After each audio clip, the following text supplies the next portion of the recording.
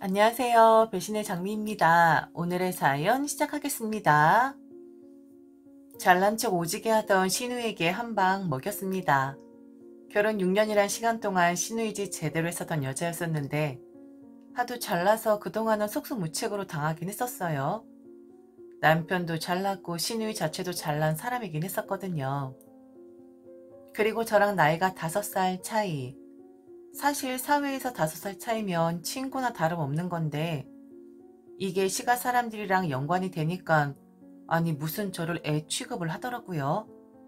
물론 남편의 우유부단한 성격이 한몫을 하긴 했습니다. 지 누나라면 벌벌 떨고 그 누나에게 온 힘 다 몰아주는 시부모님이었으니까 신의 말은 곧 집안의 법이나 다름없었거든요. 그리고 그렇게 큰 소리 칠 만큼 잘나게도 했었습니다. 얼마나 바른 말을 잘 하던지 만나기만 하면 저를 가르치고 또 가르치고 했었는데 억지스러운 부분도 물론 있었지만 인생을 더 많이 산 사람으로서 제게 견문을 넓혀준 것도 있긴 합니다. 바로 잘난 사람이고 돈이 많은 사람이면 찍어 눌러도 된다는 그런 견문 말이죠. 앞서 말했듯이 우리 남편이 참 우유부단합니다. 자기 누나 말이라면 꿈뻑 죽죠. 결혼하고 나서 월급 사건부터 시작해서 친정에서 집을 얻어준다고 했는데도 그렇게 하면 친정에 흠 잡히는 거라고 못하게 하고 결국 시부모님 명의의 집으로 들어가게 되었는데 기가 막히게도 시부모님 집과 정말 엎드리면 코 닿을 곳이더라고요. 당연히 요즘 며느리들 이렇게 시댁과 가까이 사는 거 싫어한다는 거 알지만 남편 정신 차리게 하려면 시부모님 가까이 살아야 한다나요? 그리고 결혼을 했지만 저희가 너무 어려서 시부모님 옆에 있으면서 많이 배워야 한다고 그러니까 그냥 받아들이라고 하더라고요. 나중에 좋은 집 얻어 나가면 되는 것이고 그리고 이렇게 처음부터 시부모님하고 가까이 살아야 나중에 모시게 되는 순간이 와도 아무 불편 없이 모실 수 있는 거라고 하면서요. 남편 월급도 그렇습니다. 남편이 좀 늦게 취업을 한 경우였는데 결혼을 했다고 해서 바로 우리 살림만 챙기는 거 아니라고. 물론 부모들이 자식들을 세상에 내놓을 때 꼭 뭔가를 바라고 내놓는 건 아니지만 적어도 인간이라면 대우를 해드리고 갚아드려야 하는 거라며 남편 월급의 반을 시어머니에게 이체하라고 하는 겁니다. 더도 말고 덜도 말고 딱 3년만 그리하면 어느 정도 시부모님에게 빚진 거 갚아드리는 것이니 그 이후에야 완벽하게 남편의 월급을 저희가 쓸 수 있는 거라고 하면서요. 말이 된다고 생각을 하세요? 그런데 우리 남편 아무 말 못하더라고요. 알았어 누나 라고만 대답을 할 뿐. 그리고 시어머니도 그렇습니다. 아니다 되었다 그렇게까지 안 해도 된다 라고 하는데 이치하면 그냥 그 돈 쓰시더라고요. 그러지 말아라 했으면 아무리 그 잘난 시누이가 그러라고 했어도 다시 돌려주면 되는 거 아닌가요? 절대로 안 그러더라고요. 그리고 집 문제. 시부모님이랑 너무 가까우니까 식사도 너무 자주 같이 해야 하고 그리고 시누이는 시가도 없는지 그렇게 시부모님 집을 뻔질나게 드나들고 했는데 시누이가 만약 시부모님 집에 오잖아요? 그럼 완전 비상입니다. 왜냐면 그 시누이가 저희 집을 문 따고 들어가서 검사를 하거든요. 잘 살고 있는지 정린 잘하고 사는지 어디 지저분하게 너저분하게 사는 건 아닌지 저희 부부의 의견 묻지도 않은 채 그냥 문 따고 들어갑니다. 왜겠어요? 시부모님 명의 집이니까요. 그러다가 결국 제가 너무너무 화가 나는 일이 하나 생기고 말았는데 그날도 시누이가 저희 집, 아니죠. 저희 집이 아니라 시부모님 집이죠. 또 문을 따고 들어갔는데 제 명품 가방을 보게 된 거였습니다. 안방 화장대에 올려놓은 거였는데 안방까지 문을 열고 들어갔었다는 이야기겠죠. 사실 그날 또 시누이가 시부모님 집에 떴다라는 말 들었을 때 젠장 혹시 또 우리 집에 들어가서 안방에 있는 내 명품 가방 보는 거 아니야? 라고 염려하긴 했었어요. 왜냐면 그 가방이 일반적인 가방이 아니었거든요. 아주 오랫동안 기다린 가방이었고 그리고 돈이 있어도 못 산다는 그 브랜드 맞습니다. 정말 엄청나게 기다린 뒤에나 제 품속에 들어온 가방인데 제 유일한 안식처였고 제게 위로를 주는 그런 가방이었는데 네, 신우에게 들키고 말았죠. 사람이 한번 눈치를 보고 가스라이팅을 당하게 되면 정말 저처럼 변하더라고요.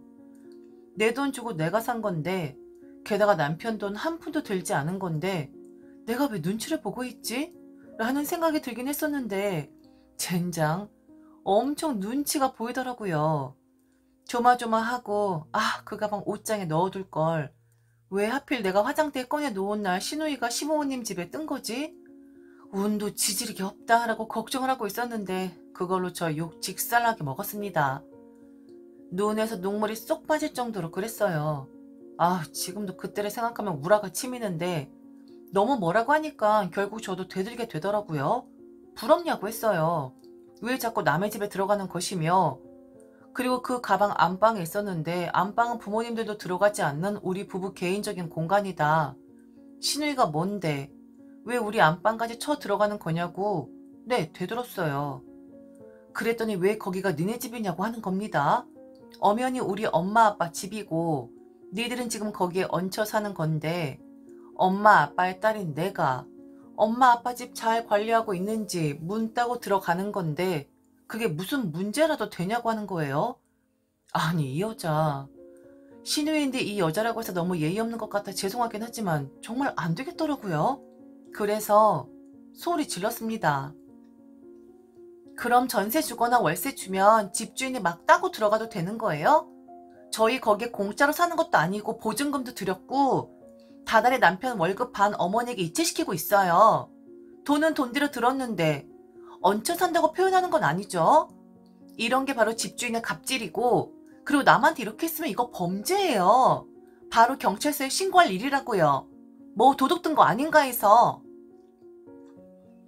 자기한테 대드는 인간을 처음 본 신우이는 더 화를 냈습니다. 그런데 물러서면 안 될 것 같아서 저도 더 미친 짓 했어요. 막 제 머리를 쥐어뜯고 이렇게 못 살겠다고 막 발 동동 굴렀습니다. 그리고 안 되겠다고 이렇게 조종당하는 삶 그만 살고 싶으니 남편 보고 이혼을 하자고 했습니다. 나는 지금 친정으로 가겠다. 그러니 너는 니네 부모님 명의 집에 들어가서 내 짐이 뭐가 있는지 챙겨서 우리 엄마 아빠 집으로 좀 보내줘라. 돈 냈는데 얹혀 산다라는 소리 들었는데 어디 이혼 이야기까지 나온 마당에 내가 저 집에 들어가면 침입죄로 신고당할 것 같다고. 그러니 저 집은 두 번 다시 안 들어갈 참이니 내 짐은 친정집으로 알아서 보내달라고 막 울부짖었습니다. 이 일로 저희는 이사를 했고요. 모든 일을 알아버린 친정 부모님에게 시부모님은 사과를 해야만 했습니다. 시누이? 그런 거 없었죠. 그때도 시부모님들은 시누이를 나무라는 게 아니라 장녀로서 너무 책임감이 세다 보니 좀 앞서 나간 것 같다라고 이야기를 했고 절대로 제게 상처를 주기 위해서라든지 아니면 신의짓을 하기 위함이 아니었다고 말을 하긴 했었죠. 그 말을 친정 부모님이 믿을 턱이 없죠. 딱 눈에 보이는데 이사를 했고 그 집은 저희 친정 부모님이 해주신 곳이었습니다. 처음부터 제가 결혼한다고 했을 때 봐두신 집이었고 이미 사두었던 곳이었는데 말씀드렸잖아요. 뭐 처가에 흠이 잡히면 안 된다는 둥. 그리고 시부모님이랑 가까운 데 살아야 나중에 모시게 될 일 있어도 불편하지 않게 편안하게 모실 수 있다는 둥. 떠들면서 시부모님 집 코앞에 그 집에 살게 했었던 거. 그래서 그 집에 들어가지 못했었는데 일 터지면서 친정 부모님이 사주신 그 집에 들어가 살게 되었죠. 너무 편하더라고요. 그리고 그 남편의 월급중 반을 시어머니에게 이체시키라는 그것도 중단을 했습니다. 사실 중단은 아니네요. 거의 3년을 채우긴 했으니까요. 시간이 돼서 만료가 되었다고 보면 될 것 같습니다.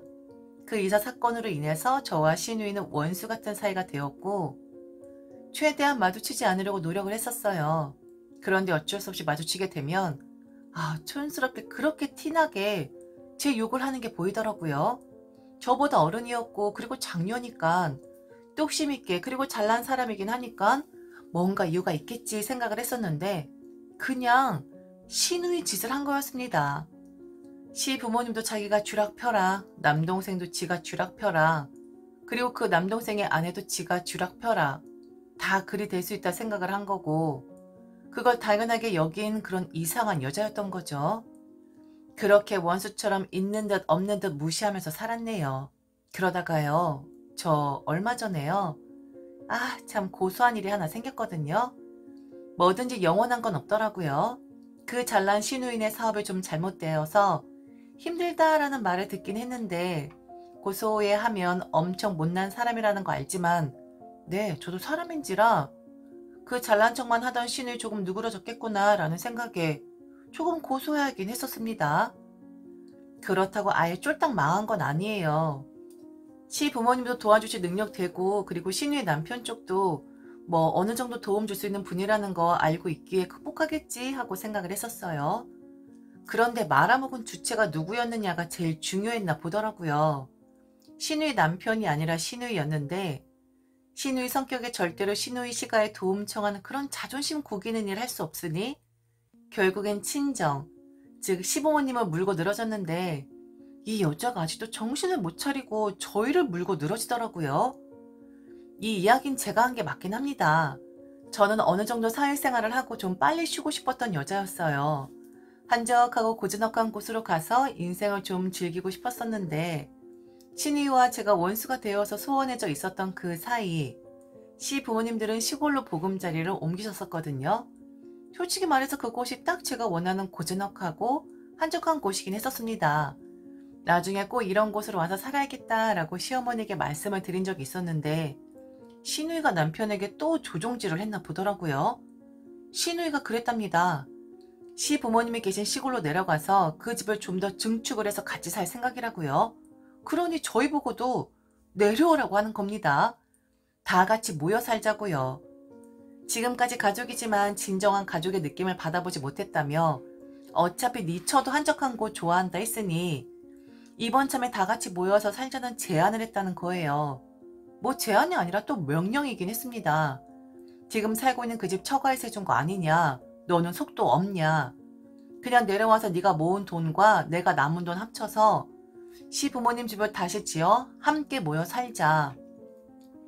어차피 출근 다 차로 하는데 출근하는 것도 어렵지 않다. 조금만 일찍 일어나면 되는 것이니 당장 정리를 하고 내려오라고 했다는 거예요. 무슨 속셈일까요? 망해서 자존심 상했으면 자기만 가면 될 것을. 그리고 아무리 한적한 곳 좋다라고 말을 했어도 시가 사람들 죄다 모여 있는데 저한테 좋을 일이 하나도 없잖아요? 또다시 자기 궁지에 몰리니까 만만한 나 걸고 넘어지려는 거구나 싶더라고요. 저는 바로 신우에게 전화를 걸었어요. 한 5통을 연달아 했는데 받질 않더라고요. 그래도 계속했습니다. 받을 때까지 말이죠. 한 20통을 한 듯한데 그제서야 전화를 받는 거예요. 아우 정말 짜증나는 여자입니다. 조곤조곤 물었습니다. 우리는 내려갈 생각이 없다. 그리고 이 집 신청을 해주신 거지만 그이 흠 잡지 않는다. 우리 부모님 그런 분들 아니다 라고 말을 했는데 그건 제 생각이랍니다. 자기가 이번에 일이 좀 잘 안 되어서 주변을 좀 살펴보니 시누이의 시간 사람들이 그렇게 시누이를 혐오하더래요. 원래 핏줄 아닌 사람들은 다 그런 법이라고 하면서 남편 그만 흠 잡히게끔 그냥 다 같이 내려와서 살자는데 참 웃기지도 않은 말이죠. 다 같이 모여 살면 좋잖아. 엄마 아버지도 허락하셨어. 너무 좋은 생각이라고.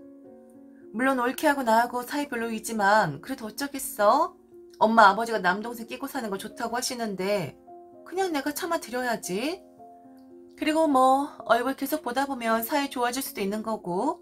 내려와. 다 정리하고 내 동생 그만 잡고 내려오라고. 그리고 어차피 올케도 시골 생활 원했었다며. 출근하는데 1시간 정도만 더 일찍 나가면 돼. 별 문제 안 되니까 출근 어쩌고 저쩌고라는 핑계는 대지 말라고. 지금 엄마 아버지 좋아서 완전 흥분 상태시거든. 아 정말 말이나 못하면 여전해요. 저 입 바른 소리. 저 지만 잘났다고 하는 소리. 그런데 저도 이제는 만만치 않거든요. 한 번 들이받아쳤던 사람이었는데 2번 못 받아치겠습니까? 그리고 그동안 저랑 나랑 원수였는데 형님은 왜 항상 그렇게 독단적으로 일을 처리하세요? 솔직히 말씀하세요. 망해서 쪽팔려서 형님 시부모님에게 자존심 상해서 지금 어머님 아버님 댁으로 가시는 거잖아요. 그럼 형님만 가시면 되지. 왜 저희까지 끌고 들어가세요? 저희는 망하지도 않았고 엄청 잘 살고 있거든요. 그리고 저희 부모님 거의 흠잡지 않아요. 만일 제가 시골로 내려가야 하는 형편이라는 거 아시게 되면 그걸 가지고 흠을 잡으시겠죠. 왜요? 혹시 생활비 부족해서 그러세요? 그래서 아끼려고 같이 살림하고 싶어 그러시는 거예요? 형님, 그냥 돈을 빌려 드릴게요. 어머님, 아버님께도 용돈을 좀 더 드리도록 할게요. 그리고 이미 저는 한적하게 지낼 곳 마련해 놓았어요. 저희 부모님 별장. 얼마 전에 구입을 하셨는데 어머님, 아버님 댁보다 더 제 스타일이더라고요. 저희는 거기 가서 힐링하도록 할게요. 어머님, 아버님 댁은 형님네만 가세요. 저희는 빠질게요. 아무 말이 없더라고요. 그리고 전화는 끊겨버렸습니다. 그리고 지금은 원수에서 철천지 원수가 되었어요. 죽어도 저를 안 보겠다고 하더라고요. 그러든지 말든지. 제가 아쉬울 건 하나도 없거든요. 뭐 자기가 나 안 본다고 하면 내가 어머 무서워라 제발 용서해 주세요 라고 할 줄 알았나? 시누이 짓거리 하던 우리 시누이 그래요. 제가 좀 심하게 말한 건 있지만 저는 받은 대로 졸라줬을 뿐입니다. 시작은 시누이였어요. 제가 아니라. 어리다고 남동생 아니라고 해서 무조건 참아야 하는 건 아니잖아요. 고작 5살 차이인데. 그리고 시누이가 시부님 댁에 머물다 보니 저는 시간에 갈 일도 없어졌어요. 완전 꽉 먹고 알 먹고 아닙니까? 어머님, 아버님, 저희 집으로 오세요. 형님 제 얼굴 보면 아마 뜯어 먹으려고 들 거예요. 얄미워서. 하나밖에 없는 며느리의 생명은 소중하니 아들과 며느리 보고 싶으시면 저희 집으로 오세요. 언제나 환영입니다. 지금까지 들어주셔서 진심으로 감사합니다. 이상 배신의 장미였습니다.